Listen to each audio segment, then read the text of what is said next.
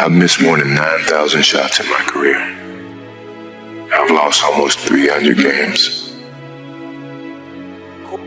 26 times I've been trusted to take the game-winning shot and missed.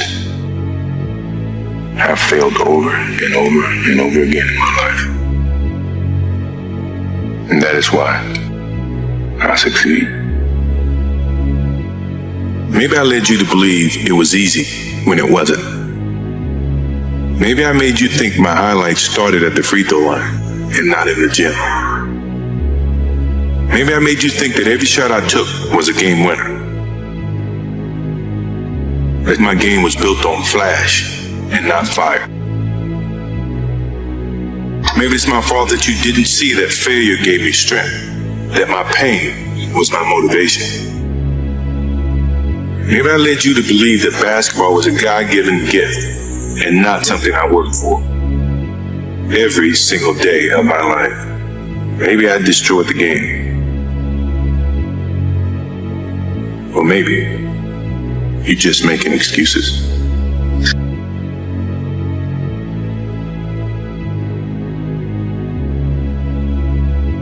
I never feel that I'm at my best. I feel I still have room to improve. I still set goals for myself to strive for. I'm never complacent with what I've achieved. Even though it's been very successful for me, I still feel I have a lot to prove, not just as a player, but as a person, as a father, to some extent, as a role model in all aspects. So I'm never really too complacent with myself or with what I've achieved. When I get to a point where I feel I can improve as a player, I walk away from the game. No, I've never been afraid. I mean, obviously you're nervous, but afraid means you're not confident in your skills. I have total confidence in my skills, so I'm not afraid. You had the utmost confidence. Your confidence level was through the roof. Where is it now? On top of the roof. I don't think my confidence changed. I wouldn't have come back into this situation. Sports is a tool that teaches, and it teaches you bad things and also teaches you good things. It's how you perceive those things. I've looked at every experience that I've had, negative and positive, and taken that as a positive. If I wouldn't change anything because I think it would alter some of the other things that I have. So when I look back, I can't say that I've had any bad things happen. Sure, I mean, you don't want bad things to happen, but you deal with bad things. You can't have good or without bad. Basketball is my love, always have been, and I can't ever envision an ending of something. That passion that I have for the game until I'm dead and gone. Until that's when it's, well, I can wait. I'm not in a rush. It's never enough. Okay. Never enough as long as you compete. It's always great to win, but that's why you compete. Each time that you win, it takes away a little bit of that hunger, which is a challenge within itself. It's a battle within your mind to find a challenge to go to that same place that you've been 5 times before. And that's hard. When people say, well, the first one was the hardest, no, the last one is the hardest because you're battling with yourself. Because a lot of times I had to battle with myself to keep challenging myself. That to me was why I would say that the biggest battle was myself, because when you get to a certain pinnacle, you got to find some ways to keep going out there for 82 games. I just think that I have the habits of working hard. I always been taught that to reach a goal that in life that you want, you have to work hard to get to it. And so far, I just, have that in mind.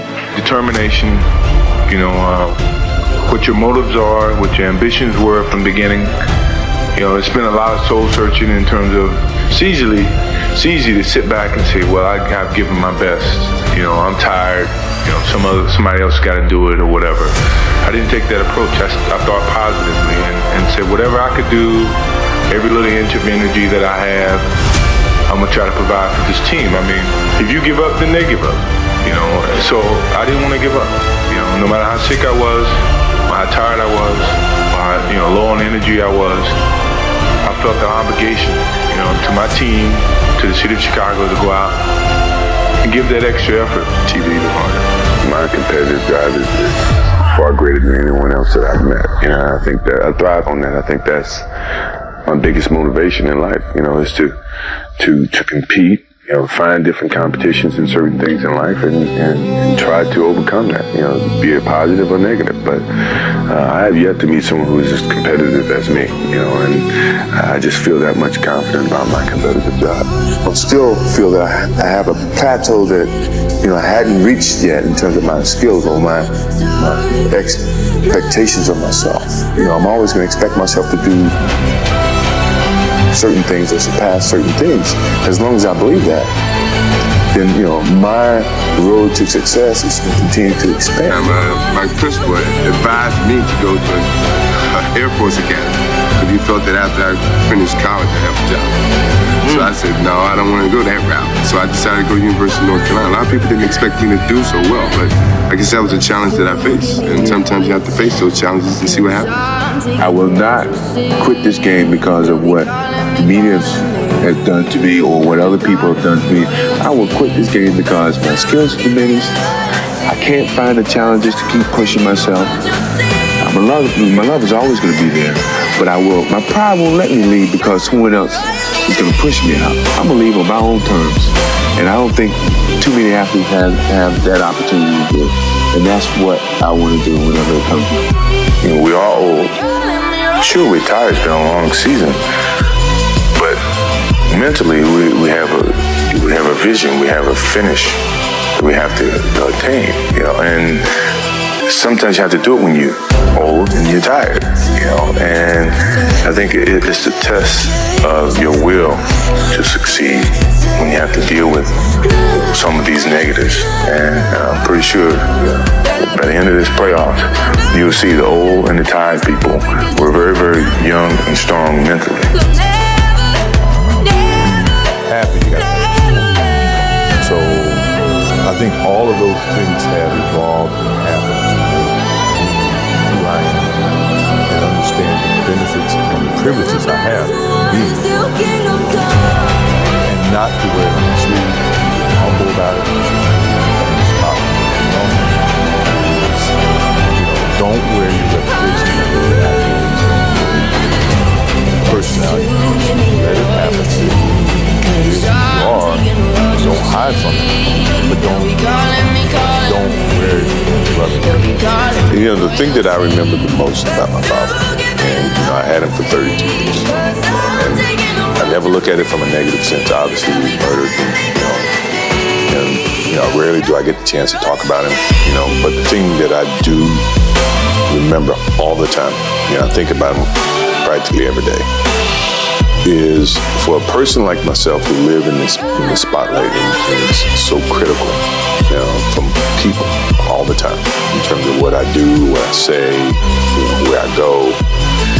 The thing he's always said, take a pause before you make a decision and say what if.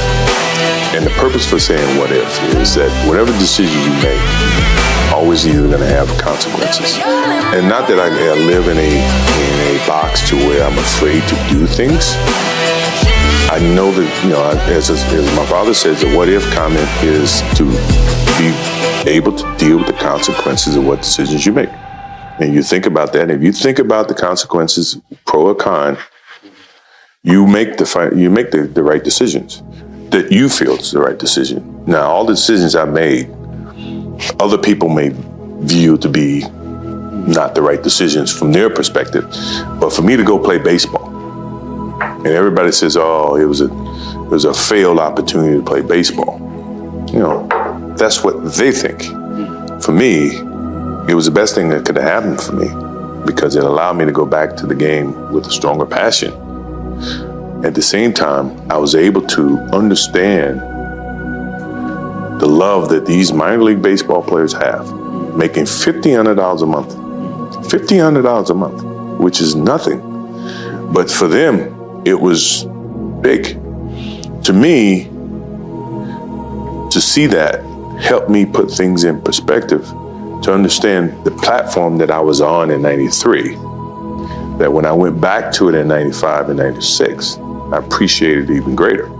So when we won those championships and we went through those things mattered to me far greater than what I did in 91, 92, 93.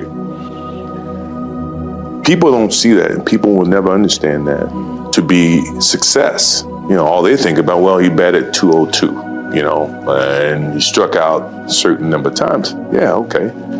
You know, but the effort was there, and the learning curve and the passion was there that has transcended not just to me, but to other people who are afraid to do things because they're worried about the perception that may come from other places. To me, that's more gratifying than anything, you know. So that's the things that my father and my mother instilled in me. Take a negative and turn it into a positive. Don't be afraid to fail.